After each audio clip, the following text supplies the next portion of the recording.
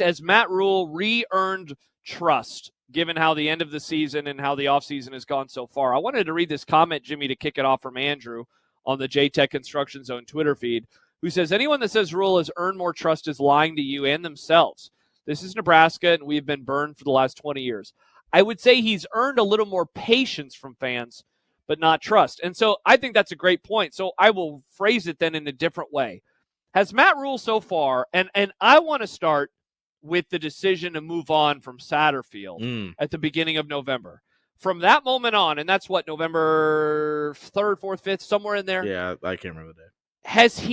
Has he re-earned patience from folks that had lost patience from that move on? Or is it still TBD, given that there is still a lot of stuff that has to happen, and Foley is still on the coaching staff and Satterfield is still on the coaching staff for now? Well, I just want to point out Andrew, who listens to and tweets at a lot of our shows, is a complete idiot. We'll move on from that in a second. But because he's a 49ers fan? He's actually a friend of mine. But anyway, I wonder how many of these people that have, quote, lost faith in Matt Rhule or don't think that he can be the guy that can build this program. I wonder how much of their opinion was that before the season and after the 5-1 start. Because I think Matt Rhule's a prisoner of his own success, right? So getting off to a 5-1 start, getting Dylan Raiola, beating Colorado in the manner that they did, the first half of that Colorado game specifically. And I wonder how much that changed people's perspective. And to your point, losing trust in Matt Rhule. Is that the same as you got your expectations too high for how this team started the season? Because what did everybody talk about when this hire happened? It's about year 3. Look what Matt Rhule did at Baylor in year 3. Look what Matt Rhule did at Temple in year 3. Now, if what happened in the first half of the season skewed your thoughts on this building process of what it should look like, is that Matt Rhule's fault? Is that a fault of the process, or is that your fault for inflating your expectations based on the first 6 games of the season? It's an interesting question, and one of the things that I always think about in these discussions is, like, it's so easy in the offseason to say, I'll be fine with 7-5, and then you actually have to watch it unfold, and you're like, oh, man, it's so ugly week to week to week, because then you actually have to live through it. And you're right. When he got hired, it was always, he never goes to a bowl in year 1, then he's a 500 coach in year 2, and then he has a huge leap in year 3. And so if you were that person when he first got hired in 2022, he's right on pace for exactly what you were expecting. I think the thing that I know that I have kind of questioned about my belief in him is, wow, like the way in which he put together the staff, even though he's adapted and adjusted to it a little bit so far, it's frustrating. Yeah. Like, why did you bring in Satterfield to begin with?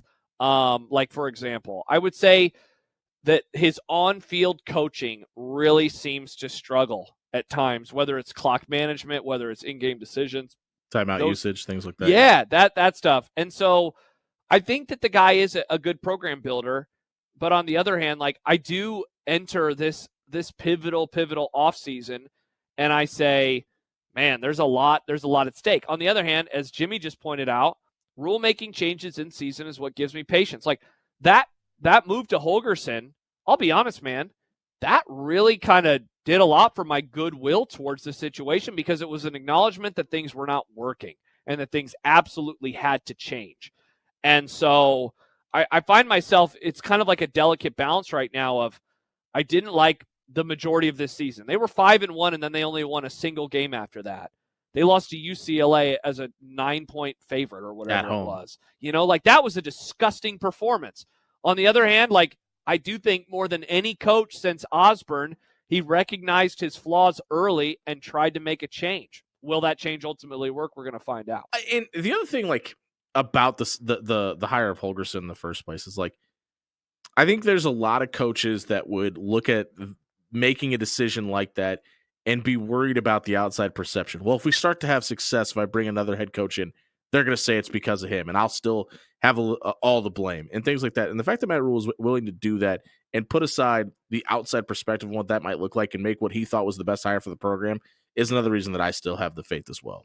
Josh writes on Twitter, nobody coming into the season thought 6-6 would be acceptable. And certainly not and now It's me speaking, and certainly not in the way in which it happened. Michael texts into the show. It's hard to say. He's maybe the best staff decision, or he made maybe the best staff decision we've seen in a long time at 11-13.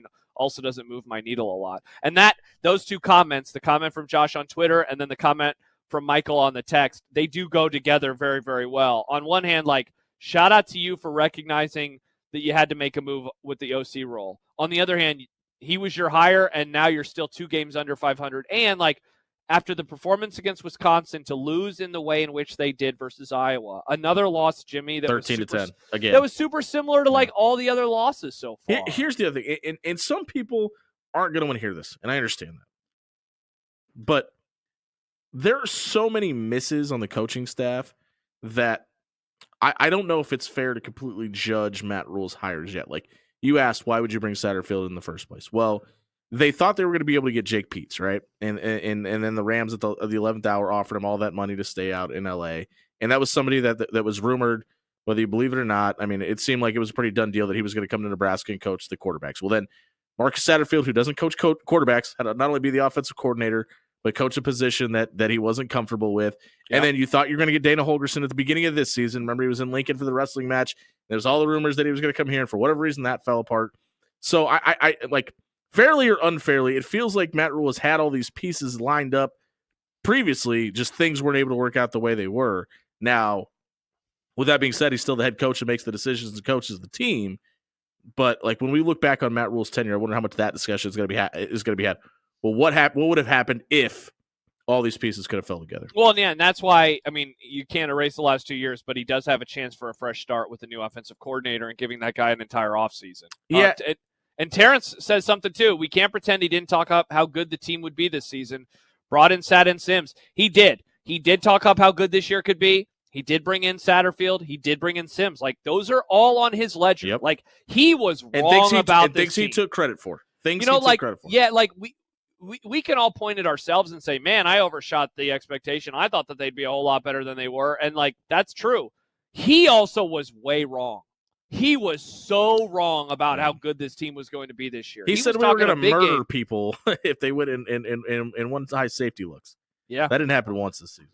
Yeah. Text from Jeff. No matter how it happened, head coaches usually only get one shot to revamp the staff. Next year is big for Rhule. It certainly is. It certainly is.